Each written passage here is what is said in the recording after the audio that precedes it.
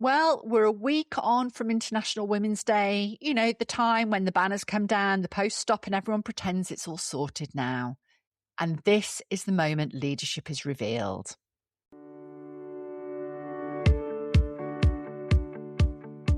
Great careers aren't built in the big moments alone. They're built in everyday choices, bold little moves, and gutsy next steps.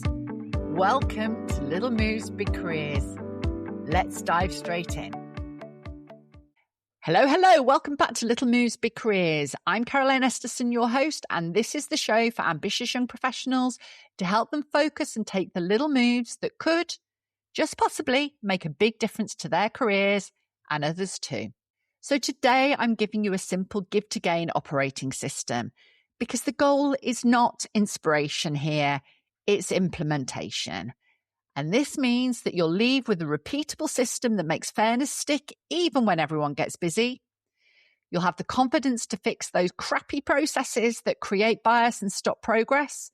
And you'll be able to create a more trusting environment and a deeper bench of future leaders.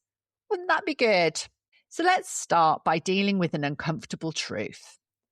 And I'm not here to do a blame game. I'm here to talk about what actually happens in real workplaces. Because most organizations don't have a woman problem. They have a decision hygiene problem. And that affects everybody.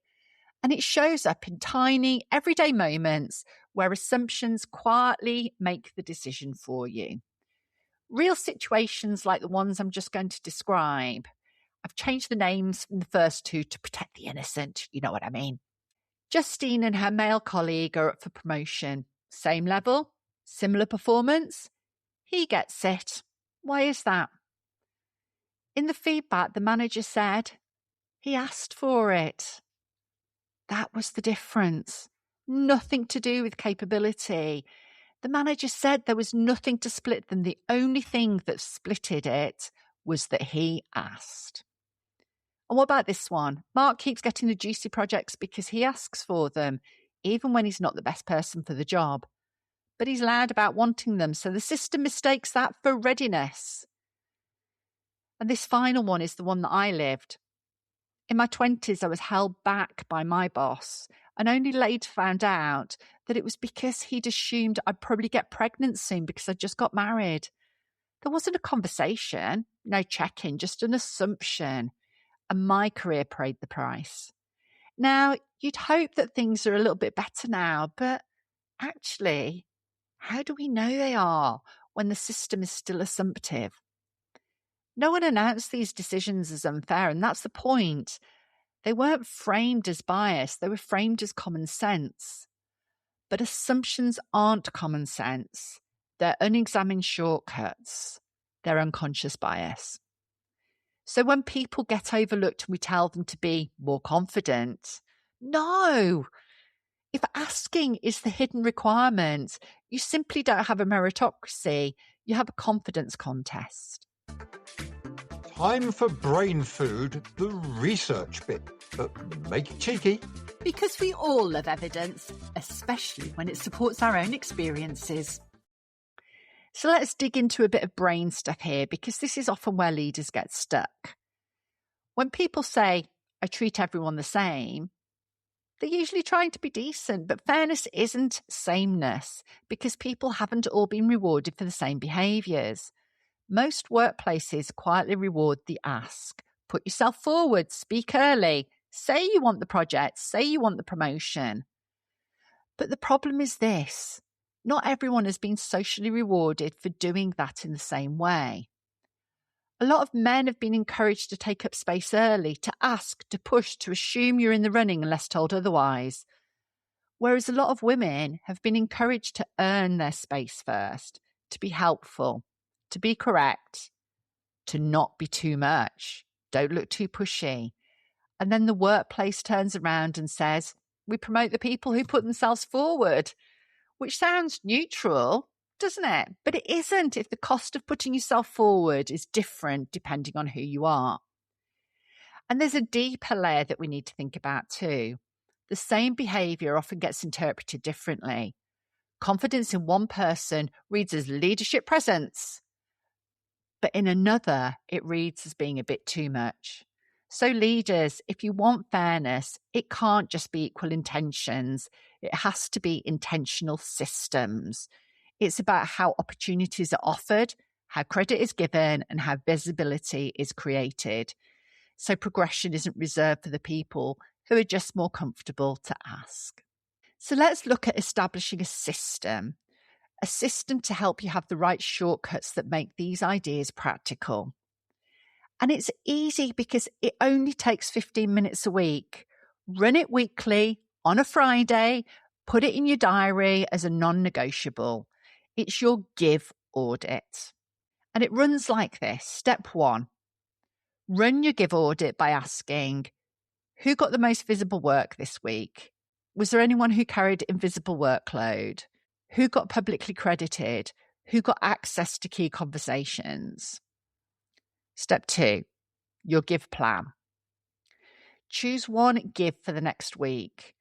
Who do you need to give credit to, give access to, give opportunity to, clarity, or protection to? And step 3, your proof. And this is the bit that everyone skips. Document it in one line. This week I gave X, credit, access, opportunity, to Y through Z. For example, this week I gave credit to Aisha by naming her contribution when we shared the project's success with senior leaders. You're not doing this to build bureaucracy for you. You're doing it so that you can start to see patterns and make necessary corrections. It'll help you spot gaps and focus your attention where it's most needed. Because you can't change what you don't notice. So the Give to Gain operating system is basically a weekly interruption of those brain shortcuts. It's how you stop stress, choosing who gets developed, seen, and promoted. It's actually what happens when you build decision habits that don't rely on memory, noise, or simply convenience. It's time for What Would Caro Do? Like a career agony aunt, but with less cardigan and more fire. Because sometimes you don't need permission, you just need better advice. Hi, Auntie Caro. I feel a bit ridiculous even saying this, but I think I'm being overlooked. I do solid work, I hit deadlines, I don't make drama. But I'm not getting the opportunities others are. My manager is genuinely busy and not unkind. How do I ask for support in a way they'll actually act on without sounding needy? Oh, first of all, sadly, this is all too common. You're describing something that happens all the time. Reliability gets rewarded with invisibility. And if your manager is busy, here's the key. You don't go in with, I feel overlooked as the headline. Not because your feelings don't matter, they really do, but because busy managers respond fastest to clarity. So you're going to make it easy to help. Here's the busy manager friendly ask, and it's got 3 parts. Number 1, anchor to outcomes, not emotion. For example, I want to grow my impact and I feel ready for a stretch. 2, make it specific, just one thing. In the next month, can I take responsibility for one visible piece of work and present it to the stakeholder meeting, for example? And number 3, remove the friction. Show that you've thought about this. I've already mapped out a couple of options. Which one would you feel most comfortable backing? And then give them 2 options, not 10.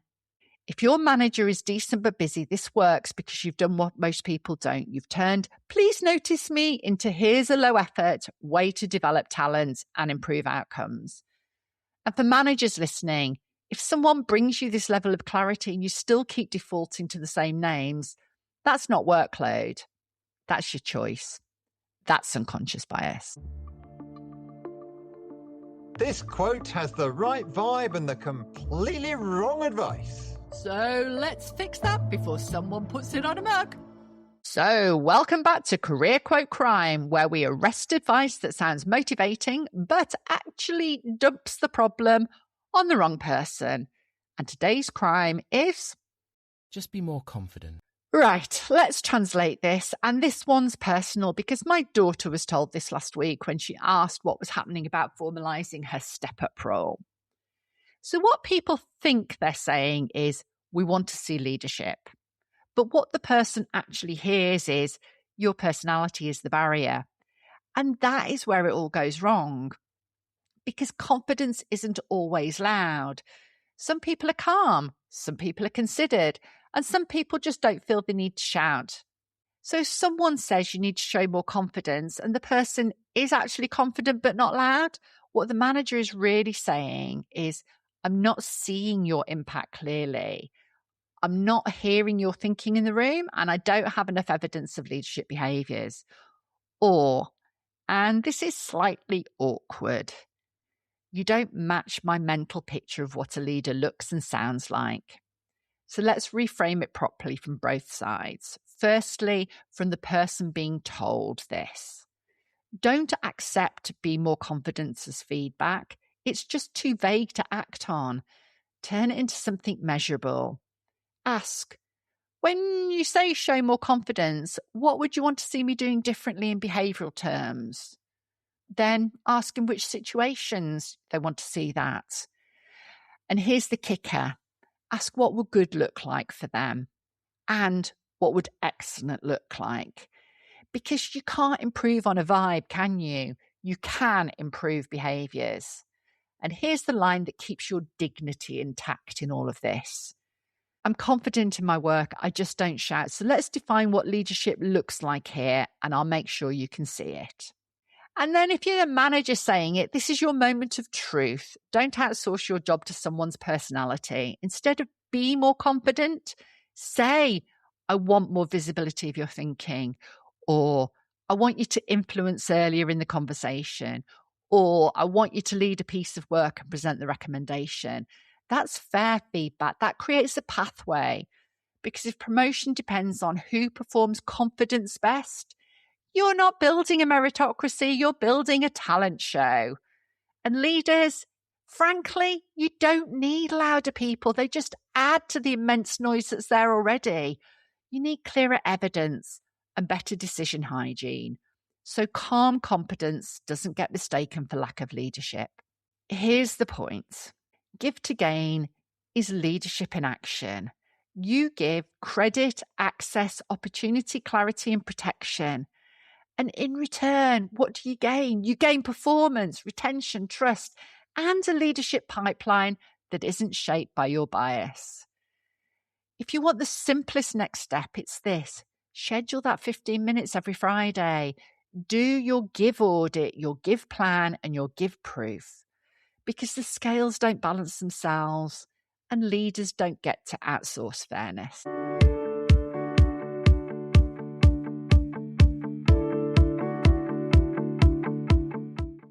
Thank you for lending me your ears this week. And if this episode helped you feel a little clearer, then hit subscribe, because in the coming episodes, we'll keep exploring those messy real leadership moments, things like connection, confidence, visibility, pressure, and everything in between. So until next time, make your move, even if it's tiny, especially if it's tiny.